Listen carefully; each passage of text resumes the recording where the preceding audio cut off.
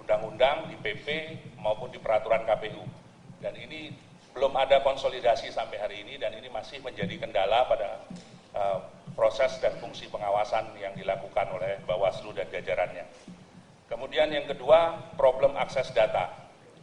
Tidak banyak KPU yang secara transparan, KPU kabupaten kota maupun provinsi yang memberikan akses data terutama berkait dengan pencalonan. Padahal hampir semua persoalan pemilu kada itu biasanya bersumber pada masalah pencalonan. Sampai hari ini masih juga menjadi masalah dan bagi kami ini merupakan tantangan yang paling berat. Karena seringkali proses pencalonan ini kemudian menjadi bagian dari proses bargaining di antara penyelenggara dengan peserta untuk menggugurkan salah satu pasangan calon atau salah dua pasangan calon yang lain yang mungkin dianggap sebagai pesaing berat. Ini oleh KPU Provinsi Kabupaten Kota. Seringkali tindak lanjut yang dilakukan oleh KPU berkaitan dengan pelanggaran administrasi itu tidak diberikan tanggapan atau jawaban apakah sudah dilakukan perbaikan atau sudah ditindaklanjuti. Sehingga kita melihat ada data yang sangat sedikit yang bisa kita kumpulkan bahwa rekomendasi Panwaslu maupun Bawaslu tentang pelanggaran administrasi itu ditindaklanjuti oleh KPU Provinsi Kabupaten Kota. Ya, Pak. Harusnya KPU itu membuat suatu usulan. Yang jadi persoalan selalu, misalnya tadi dikatakan bargaining calon independen juga ada masalah, KPU juga main dengan calon, ada petahana segala macam. Nah ujung-ujung pemerintah, Bapak tahu kan sekarang pemerintah ini, terutama Partai Demokrat Pak, itu terang-terangan mengatakan DPRD itu gubernur akan dipilih oleh DPRD. Mungkin nanti berikutnya mungkin bupati. Nah saya juga bersyukur, berarti kan 80 miliar, 600 miliar itu bisa kita potong Pak nanti dari Komisi 2. DPRD itu apalagi ada KPU, ada Bawaslu gitu. Tetapi yang namanya demokrasi kan tidak seperti itu Pak. Pemerintah mengatakan habis uang banyak. Saya katakan pemerintah tidak substansif. Ini salah KPU juga Bawaslu. Tolong bikin terobosan dong Pak. Yang jadi masalah itu di mana? Sekarang pemerintah juga lucu-lucu. Dulu mesti syarat, mesti ada pernah birokrasi, pernah apa syaratnya. Sekarang nggak boleh ada hubungan dinasti segala macam. Saya kira itu betul, tapi melanggar hak asasi manusia.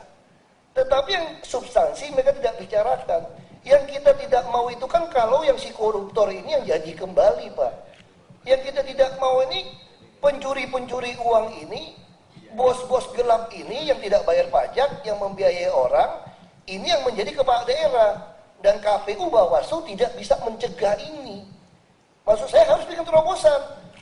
Di dalam alam demokrasi Pak, yang buruk sama yang baik ini punya kesempatan, peluang yang sama untuk terpilih. Nah itu tugas bapak-bapak sama ibu-ibu di sini. Bagaimana yang buruk-buruk ini jangan terpilih karena permainan lapangannya tidak rata Pak. Nah tugas Bapak meratakan lapangan. Nah saya selalu bermimpi para aktivis yang idealis ini 2014 bisa masuk ke politik ini tanpa dicurangin Pak. Misalnya dari DPT Pak. Saya tidak ngerti apa pikiran di KPU tidak membuat suatu terobosan. Bapak selama 5 tahun kan terus mengecek DPT, diperbaiki, pembaruan segala macam itu. Kenapa tidak buat satu sistem? Saya kemarin kebetulan diundang dari partai, diutus ke Melbourne, Pak, pemilihan negara Victoria sana. Sana sangat menarik, Pak. Ternyata tidak ada nama IT-IT-an itu, Pak. Persis seperti kita, Pak. Tetap DPT, setebal gajah begini, DPT nama. Jadi orang yang datang sama, Pak. Ada undangan kirim ke yang bersangkutan, persis kita. Datang, lalu dicek. Kalau tidak ada DPT, ya maaf, Anda tidak bisa dikasih pilih gitu, Pak. Ya sama. Tetapi menariknya, ada meja-meja lain yang mengatur orang yang tidak ada di DPT itu kan bisa saja.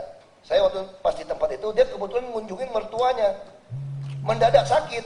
Jadi gara-gara kunjungi mertuanya tentu tidak ada DPT dia kan. Jadi si orang ini bawa anak istrinya, dia datang ke meja yang disediakan tanpa ada daftar di DPT, Pak. Lalu dia bilang, saya karena ada mertua sakit, saya datang ke sini mau memilih katanya. Oke, enggak apa-apa. Bawa kartu enggak? Enggak ada, enggak apa-apa. Disuruh isi formulir. Formulir diisi, kamu alamatnya di mana, telepon berapa, nomor security, semua diisi lah. Kita juga pasti bisa isi, Pak. Lalu dikasih hak pilih, Pak. Tapi hak pilihnya itu dimasukkan ke amplop. Itu yang menarik. Sebenarnya kenapa? Ini tidak boleh dihitung di TPS yang bersangkutan. Karena bisa saja yang bersangkutan ini bohong. Walaupun ada KTP, bisa bohong, dia bilang. Ini dikirim ke KPU-nya, Pak. Makanya mereka butuh seminggu. Di KPU-nya terjadi pembaruan data, ada Bawaslu-nya mengawasi, termasuk para saksi partai, untuk memutuskan apakah orang ini berhak dihitung suaranya atau tidak. Karena kan bisa saja dia bohongin di beberapa tempat kan, Pak. Kalau di beberapa tempat kan amplopnya akan masuk juga ke sini. Sekalian ngecek di DPT yang listnya itu kan dia lapor, saya harusnya tinggal di wilayah ini. Langsung ketahuan kalau dia memilih di tempat asalnya dan dia pergi ke mertuanya mendaftar sebagai itu. Dan ada sanksi, Pak, 6 tahun penjara, Pak, kalau dia ternyata bohong. Jadi saya kira orang yang akalnya saraf baru berani bohong seperti itu, Pak. Tetapi kalau dengan sistem Bapak sekarang, Bapak melanggar hak asasi manusia. Bapak mempasang iklan, biaya begitu besar, supaya masyarakat ikut partisipasi memilih. Tetapi orang yang begitu rajin sampai ke TPS, Pak, hanya gara-gara DPT-nya tidak ada namanya, Bapak hilangkan hak pilihnya.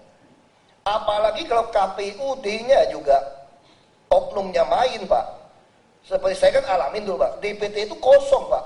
Siapa yang datang perlu diisi tangan. Bapak boleh cek, Pak, pemilihan gubernur Bangka Belitung itu isi tangan, Pak. Hampir semua DPT-nya itu isi tangan, tidak ada di dalam list tertulis. Jadi itu sangat-sangat keterlaluan. Jadi apa?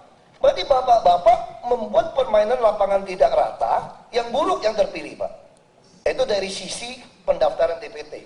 Nah itu saya mau tanya, kenapa KPU tidak ada terobosan seperti itu? Lalu yang kedua, Pak, kita tahu, saya tidak mempersoalkan sistem komputer Bapak, Pak. 2009 kemarin, kok saya tahu persis ada sesuatu yang aneh gitu, Pak.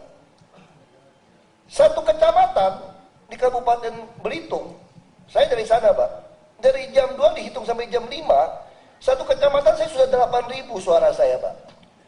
Begitu direkap, suara tinggal 6.000, Pak, seluruh kabupaten, Pak. Lalu seluruh Pulau Bangka, 5 kabupaten kota, waktu Bapak masih bikin rekap di Borobudur, saya sudah nilainya 17.000. Lawan saya baru 3.000, 2.000. Begitu selesai rekap, saya sudah 17.000, dia 35.000, Pak. Lalu bagaimana saya bisa duduk di sini, Pak? Karena kemudian Belitung Timur ada membuat film dokumenter saya, Pak, dari perusahaan film. Dia filmin semua, waktu ngisi hitung itu, oknum sana nggak berani main, Pak. Saya menang 44%, duduklah saya di DPR sini. Nah, pertanyaan saya, kenapa Bawaslu tidak mau foto?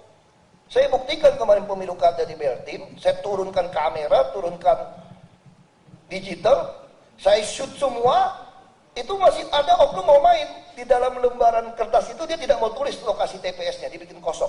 Itu kan pelanggaran. Karena saya komisi 2, saya bisa pulang, ini pelanggaran, saya bilang. Begitu dia tulis, kita filmkan, tidak ada suara yang berubah, Pak. Makanya adik saya bisa dapat 42,67%. Maksud saya, apakah Bawaslu KPU tidak ngerti urusan begitu murah tidak bisa saudara lakukan? Ini untuk mencegah maling-maling yang jadi pejabat. Supaya idealis-idealis aktivis ini bisa bertanding yang sama. Kalau tidak, Pak, kita frustrasi semua. Lalu seperti quick count. Kenapa LSI bisa quick count? Dia bukan ngarang-ngarang, Pak. Itu betul-betul tiap orang melaporkan dari TPS-nya. Di Australia juga sama ternyata, Pak. Jadi mereka langsung ditelepon, Pak. Saya bilang, bagaimana kalau teleponnya bohong? Ini kan tercatat, ada handphone, ada jaringan handphone, ada telepon biasa. Kalau yang tidak ada hanya sekelompok kecil lah. Jadi semua sudah dilaporkan langsung keluar secara nasional.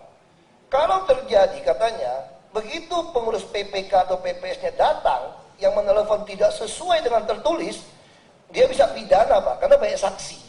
Bapak bayangin kalau kita belanja lewat bank, Pak, ya, itu kan ditanya, saya confirm ya, hari ini jam sekian kamu bicara dengan saya, itu terekam gitu, Pak. Kita bisa bangun sistem itu. Jadi sehingga yang tertulis memang tertulis itu yang menjadi terakhir, tetapi suara masuk sudah nggak bisa dielakkan gitu, Pak. Kecuali bapak-bapak memang ada niat mau main, Pak. Kalau nggak ada niat main, ini sistem terbaik. Saya mulai curiga, apakah di KPU Bawaslu ada oknum yang memang mau main gitu loh. Kenapa tidak mau bikin sistem yang baik? Ini murah sekali kok. Nah itu pikiran saya. Nah, terus yang lagi yang satu mengenai uang. Ini berbicara soal politik uang segala macam, Pak. Kita juga kasihan orang nggak punya duit ikut pilkada, Pak. Yang punya duit sudah pasang baliho di mana-mana segede gajah, 6x12 meter. Yang nggak punya uang, PNS yang jujur, kepala dinas yang jujur, nggak bisa pasang. Padahal PNS itu adalah birokrat yang terbaik, bisa melayani sebetulnya. Nah, kalau dia jujur bisa menjadi pejabat publik, tapi nggak bisa tanding. Kenapa tidak KPU? Dia kan pasti sosialisasi. Siapa calonnya? Semua fotonya ada. Kenapa tidak semua buat peraturan, calon tidak boleh pasang baliho, kecuali KPUD. Kalau calon merasa, saya merasa KPUD kurang balihonya, saya mau pasang. Boleh dipasang, asal Anda juga masukkan foto lawan Anda. Yang disetujui, jangan warnanya dikurangin. KPUD bisa bikin, KPU bisa bikin aturan itu. Nah, ini maksud saya terobosan-terobosan ini yang harus KPU Bawaslu pikirin gitu loh. Jangan cuma ngabisin 1 triliun nggak ngaruhan. Kita ingin demokrasi ini ada hasil. Sekarang sementara, menurut saya sudah ada oknum-oknum di pemerintah ini yang menuduh demokrasi ini gagal. Kita pengen kembali ke otoriter. Oh nggak bisa. Kalau lewat DPRD, tiap tahun nyogok itu anggota DPRD. Yang kaya DPRD.